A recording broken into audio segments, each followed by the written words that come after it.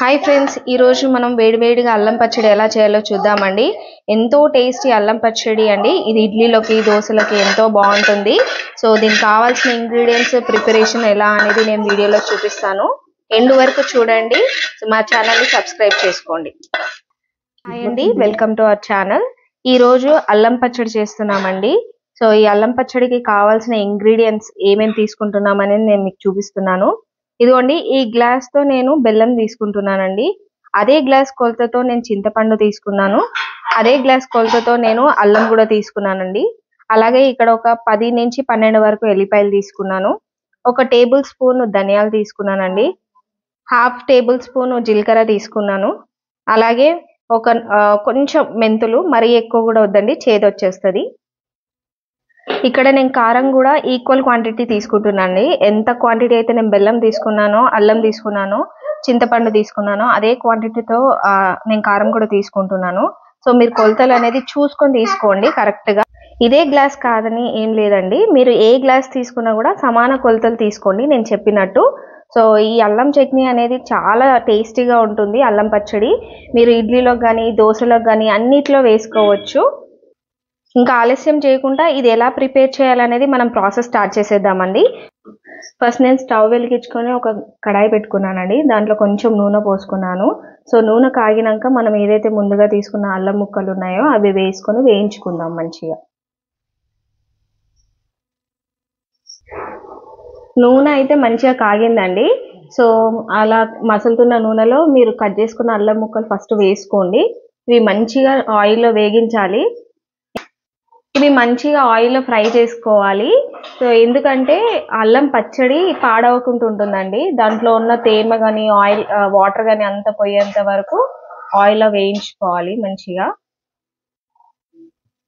ఇది ఆయిల్ అల్లం మంచిగా వేయించుకునేంత లోపు నేను ఏం చేశానంటే అండి, కొంచెం వేడి నీళ్ళు తీసుకొని ఇప్పటి వరకు నేను తీసుకున్న క్వాంటిటీ చింతపండు అంతా ఇట్లా గిన్నెలో నానబెట్టుకున్నానండి. వేడి నీళ్ళు పోసి నానబెట్టుకోవడం వల్ల చింతపండు పచ్చడి అనేది పాడవకుండా ఉంటుందండి. సో ఆయిల్లో మంచిగా అల్లం వేగిందండి, వేయించాము. ఇప్పుడు దీన్ని తీసేసుకున్నాము. తీసుకొని ఒక గిన్నెలో వేసుకున్నాము. అల్లం ముక్కలన్నీ చల్లారేంత వరకు మనం ఒక సైడ్ పెట్టుకుందాము. ఇప్పుడు మన నెక్స్ట్ ప్రాసెస్ తీసుకున్న ధనియాలు, జీలకర్ర, ఈ మెంతులు జస్ట్ ఆయిల్ లేకుండా కడాయిలో వేయించుకుందామండి. గిన్నె వేడెక్కిందండి. ఇప్పుడు మనం ఆయిల్ ఏమి పోయకుండా జస్ట్ ఇవన్నీ దూరగా వేయించుకుందాము. ఒక 5 minutes అయితే సరిపోతుంది. నెక్స్ట్ నేను జీలకర్ర, మెంతులు కూడా వేసుకుంటున్నామండి. అలాగే దాంట్లోనే అన్నీ ఒక 5 minutes లైట్గా దూరగా వేయించుకోండి. అన్నీ మంచిగా దూరగా వేగాయండి. ఇప్పుడు ఇవి కూడా చల్లారే వరకు ఒక సైడ్ పెట్టుకుందాం మనం. ఇప్పుడు వేయించుకునే చల్లారేలోపు నేను మిక్సీ జార్లో ఆ పచ్చడి పట్టాక పోపులోకి ఇవి తీసుకున్నానండి. సో నేను శనగపప్పు తీసుకున్నాను, ఒక హాఫ్ టేబుల్ స్పూన్ మినపప్పు, కొంచెం కరివేపాకు, 4-5 వెల్లుల్లి, జీలకర్ర, ఆవాలు, ఒక 2 ఎండుమిర్చి అండి. కారంలో ఉప్పు లేకపోతే దీంట్లో సగం తీసుకోండి. కారము కొంచెం తక్కువ, ఉప్పు ఉంటే దీనంతా తీసుకోండి. ఉప్పు వచ్చేసి నేను మా కారంలో ఆల్రెడీ ఉప్పు కలిపి ఉన్న కారం అండి. సో నేను కొంచెమే తీసుకుంటున్నాను. ఏ గ్లాస్ కొలతతో అయితే తీసుకున్నానో దాంట్లో చాలా తక్కువ ఉప్పు తీసుకుంటున్నాను. దీంట్లో ఆల్రెడీ ఉప్పు ఉంది కాబట్టి. మీ కారంలో ఉప్పు లేనట్లయితే దీని సగం కానీ తీసుకున్న కొలతకి ఈక్వల్గా తీసుకోండి. సో ఇప్పుడు నేను ఒక మిక్సీ జార్లో ఫస్ట్ ఇవి వేయించిన ధనియాలు, జీలకర్ర, మెంతులు వేసుకుంటున్నానండి. ఇవి మిక్సీ పట్టుకుందాము. అలాగే ముందుగా తీసుకున్న వెల్లుల్లి కూడా నేను ఇందులో వేసేసుకుంటున్నానండి. ఫస్ట్ ఇవి ఒకసారి మిక్సీ పట్టుకుందాం కొంచెం పౌడర్ అయ్యేంత వరకు.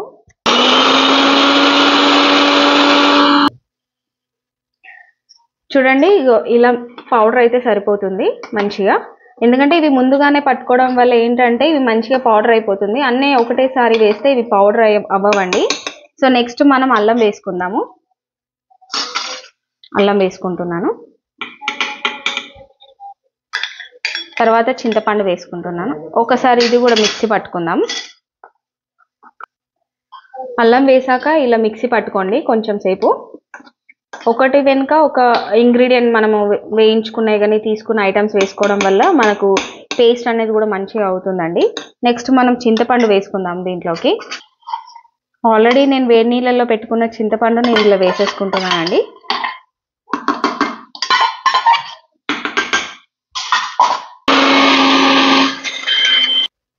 ఇదిగోండి చింతపండు వేసుకున్నాక మనకి ఇలా అవుతుంది పేస్ట్. ఒకసారి ఇలా గ్రైండ్ చేసి పెట్టుకోండి.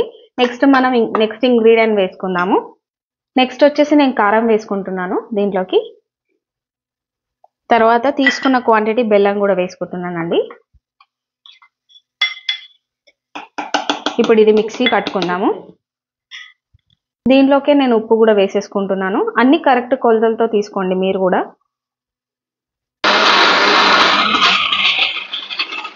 సో ఇది పేస్ట్ అయ్యిందండి, చూడండి ఇలా అవ్వాలి.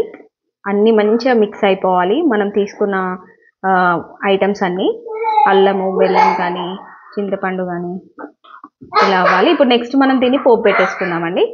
సో ఆల్రెడీ నేను చూపించాను కదండి పోపు వేయడానికి ఏమేమి తీసుకున్నానని. నేను కడాయి పెట్టుకున్నాను పొయ్యి మీద. ఆ కడాయిలో ఆయిల్ కూడా వేసుకున్నాను. ఆయిల్ కొంచెం ఎక్కువే పడుతుందండి పోపుకి, పచ్చడి కాబట్టి. సో ఇవన్నీ ఆయిల్ వేడెక్కాక ఒకటి తర్వాత ఒకటి వేసుకుందాం మనం.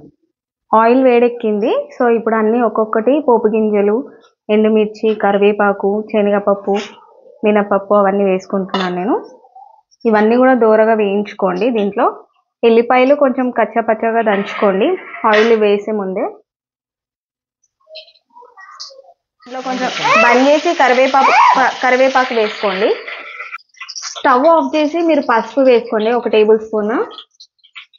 స్టవ్ ఆఫ్ చేశాకనే మీరు పసుపు వేసుకోండి, లేదంటే మాడిపోతుందండి పోపు. ఈ పోపు కంప్లీట్గా పూర్తిగా చల్లారినాకనే మనం పచ్చడిలో కలుపుకుందామండి. ఆల్రెడీ మనం దాంట్లో బెల్లం వేసాం కాబట్టి గట్టిగా అయిపోతుంది. సో కంప్లీట్గా చల్లారే వరకు ఒక సైడ్ ఒక 5-10 మినిట్స్ పెట్టుకోండి. పోపు ఆయిల్ అంతా కంప్లీట్గా చల్లారిందండి. పూర్తిగా చల్లారాకనే మనం పేస్ట్ చేసి పెట్టుకున్న అల్లం పచ్చడి అనేది దీంట్లో వేసేసుకుంటున్నాను నేను. సో ఇలా మంచిగా అంతా మిక్స్ చేసుకోండి పచ్చడి అంతా పోపులో. సో ఇంతే అండి, వేడి వేడిగా అల్లం పచ్చడి అయితే రెడీ అయిపోయింది. ఇది ఇడ్లీలో కానీ దోశలో కానీ వేడి వేడి అన్నంలో కానీ చాలా టేస్టీగా ఉంటుందండి. ఇదైతే మీరు బయట పెడితే ఒక 1 నెల రోజులు నిల్వ ఉంటుంది. అదే ఫ్రిడ్జ్లో పెట్టినట్లయితే మీకు 2 నెలల వరకు నిల్వ ఉంటుందండి ఈ పచ్చడి. దోశలో కానీ ఇడ్లీలో కానీ మనకు టైంకి చట్నీ చేసుకోలేని పరిస్థితిలో ఇలాంటి అల్లం పచ్చడి చేసుకొని వేసుకొని తింటే హెల్త్ కూడా చాలా మంచిదండి. మా వీడియోస్ని చూడండి, లైక్ చేయండి, షేర్ చేయండి, ఛానల్ని సబ్స్క్రైబ్ చేయండి.